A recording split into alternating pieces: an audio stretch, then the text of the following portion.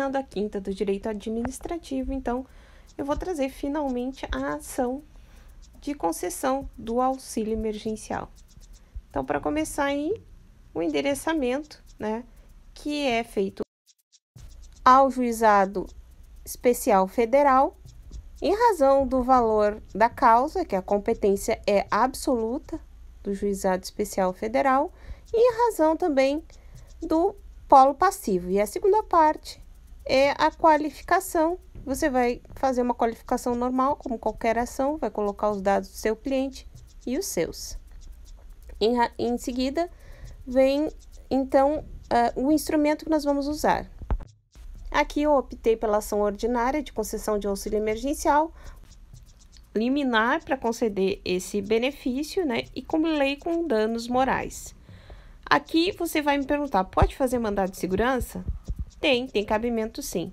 Mas é bom salientar que o mandado de segurança tem que ter prova pré-constituída, porque é necessário comprovar o direito líquido e certo já no momento da distribuição da ação, não tem instrução probatória.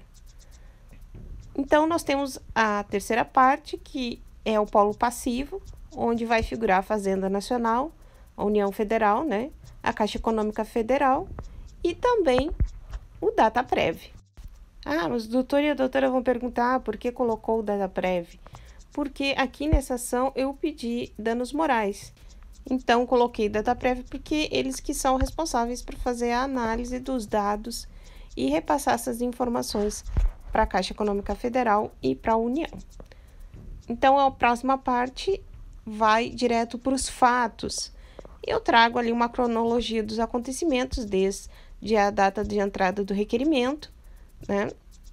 Depois, coloco também a data de processamento dos dados, procurando deixar bem claro quanto tempo se passou desde a data de entrada do requerimento até a data de divulgação do indeferimento.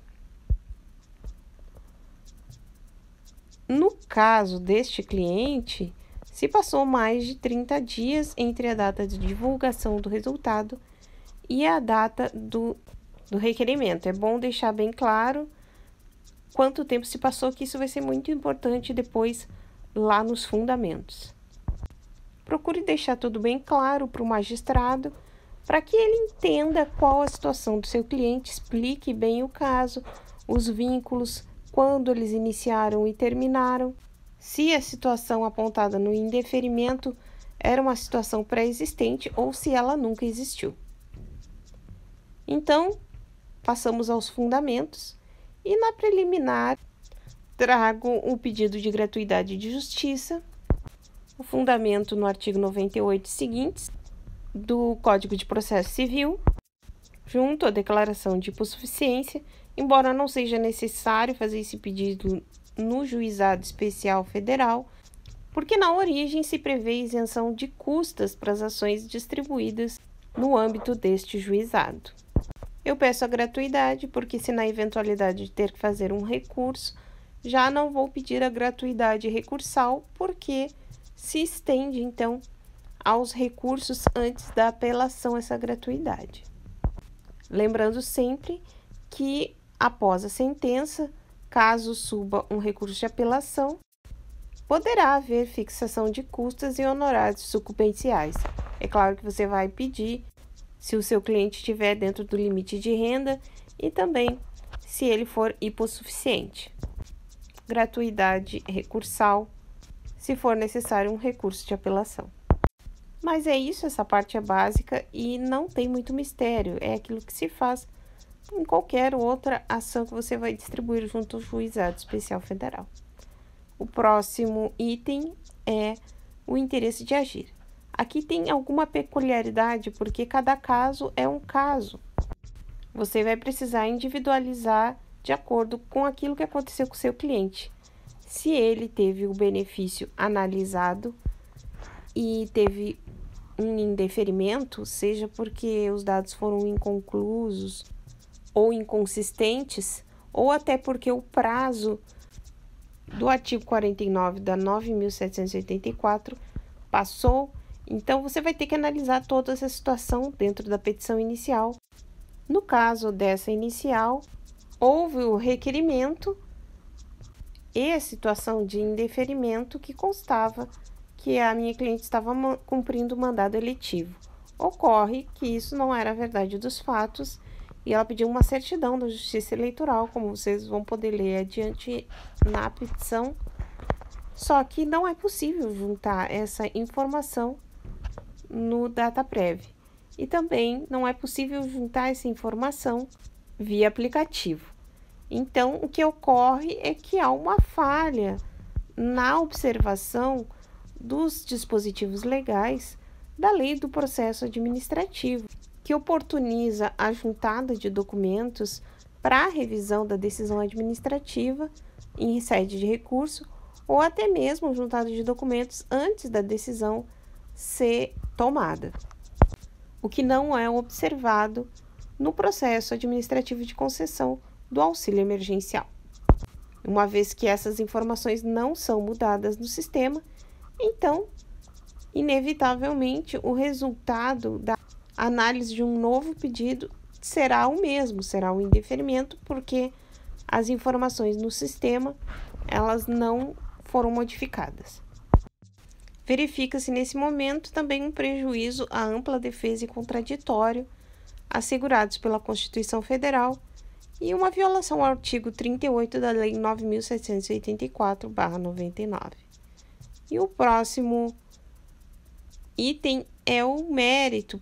E de início já saio discorrendo então sobre os requisitos para a concessão do auxílio emergencial, que estão listados no artigo 2º da 13.982 de 2020. Destaquei o requisito que diz respeito à minha cliente, no caso dessa petição,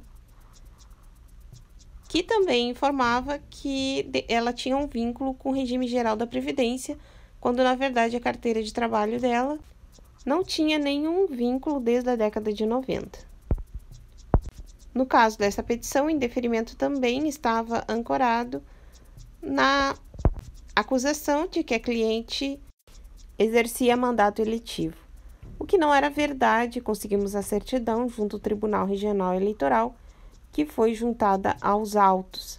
Então, deixei bem claro na petição, de acordo com a declaração do Tribunal Regional Eleitoral, que não havia nenhum tipo de vínculo com o Legislativo e salientei o erro na análise.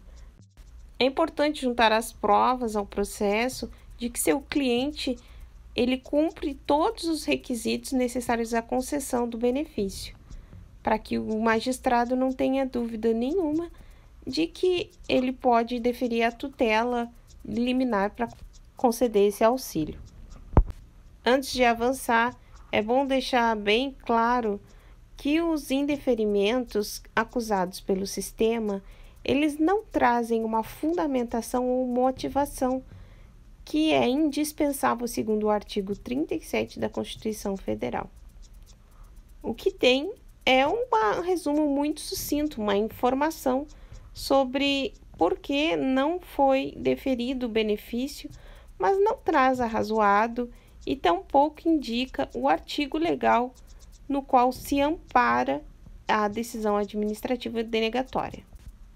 Na exordial, apontei como uma possível causa o artigo 2º, parágrafo 5º da Lei 3.982. Fui muito clara nesse aspecto, dizendo que imaginava ser esse o artigo, já que a decisão administrativa ela não aponta expressamente a motivação e não aponta o artigo legal que fundamenta essa motivação. Aproveitei para amarrar o artigo 37 da Constituição Federal, que diz que as decisões administrativas devem ser motivadas e fundamentadas, estando, portanto, a decisão denegatória eivada de ilegalidade.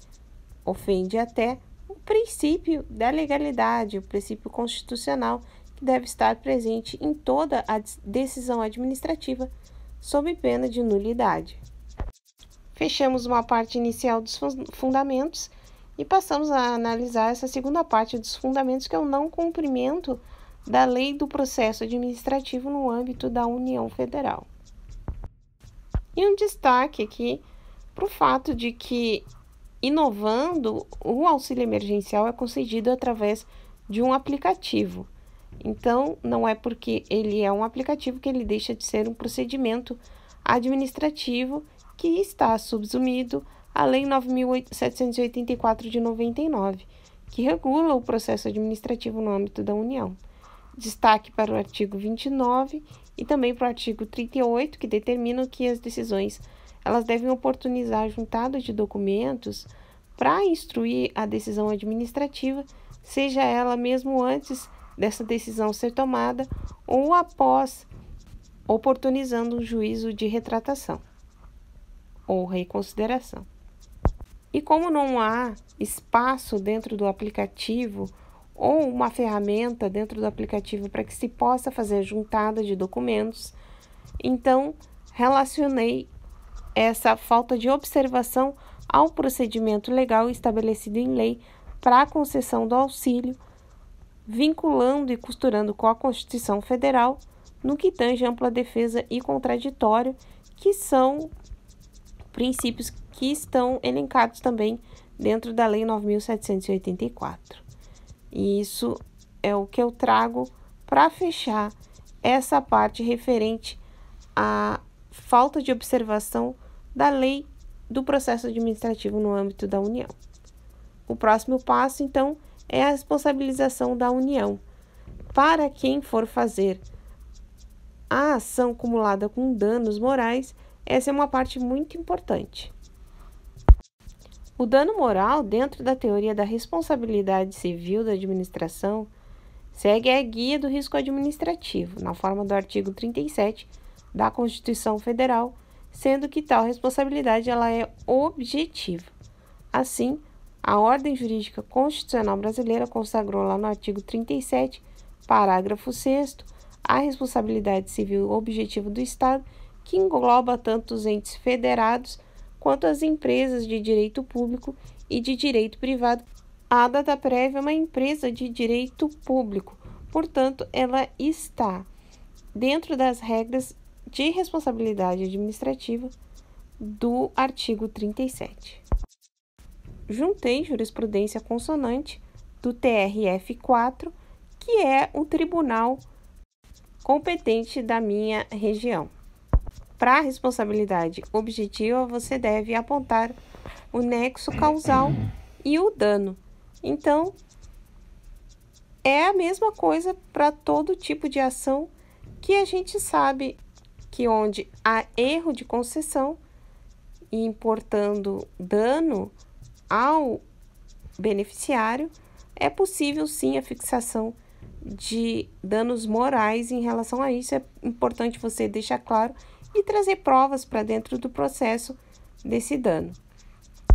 Então, temos uma série de fatores que confluem para caracterizar a responsabilização da União ao pagamento de danos morais, entre eles a não observação do processo administrativo no âmbito da União, motivo pelo qual a parte não conseguiu juntar os documentos e fazer jus ao seu direito de ampla defesa e contraditório garantido pela Constituição, claro. Também amparo no erro dos dados dentro do sistema Dataprev, que seria o órgão responsável por fazer o armazenamento e informar se o requerente faz jus ou não ao auxílio emergencial. No caso dos autos, houve um erro de análise, um erro grosseiro, que a requerente não estava cumprindo mandato eletivo e tampouco tinha vínculo com o regime geral da Previdência. Portanto, erro grosseiro e inexcusável. Última parte, partimos para os pedidos, preliminarmente requerendo o deferimento da gratuidade de justiça, assim como em qualquer outra ação. Em seguida, pedindo o deferimento da tutela de urgência, sem manifestação da parte ré, o pagamento do auxílio emergencial, considerando a data de entrada do requerimento, Peço o pagamento dessas 3 parcelas no valor de R$600 e a correção delas com juros, na forma da lei. Peço também a condenação da ré nos danos morais de forma solidária entre a União e Dataprev, no valor a ser fixado pelo juízo, dentro dos limites praticados pelo tribunal, e faço uma sugestão de que esse valor seja o dobro do valor total devido de auxílio emergencial. Peço também a condenação da ré ao pagamento das custas dos honorários advocatícios em favor da parte autora, nos termos do artigo 85, parágrafo 2º, do novo Código de Processo Civil, também do Estatuto da Ordem dos Advogados do Brasil. Encerro declarando que os documentos acostados à inicial são verdadeiros e me responsabilizo pela autenticação dos mesmos. Faço o protesto pela juntada de provas e, enfim, é isso. Só fazendo um link para quem não assistiu o meu vídeo de contrato de honorários, essa parte é muito interessante, porque aqui nas ações somos obrigados a colocar a declaração de que os documentos que juntamos a inicial são verdadeiros, e eu faço uma ressalva muito legal lá no vídeo. Quem quiser pode ir no meu YouTube, no canal do YouTube, e conferir. O canal do YouTube tem o link na bio para quem está assistindo pelo Instagram, e quem está assistindo aqui pelo canal já aproveita e dá uma visitada nos outros vídeos e deixa um like e compartilha o material para que todo mundo possa ter acesso a essa informação. Então, um grande abraço e muito obrigada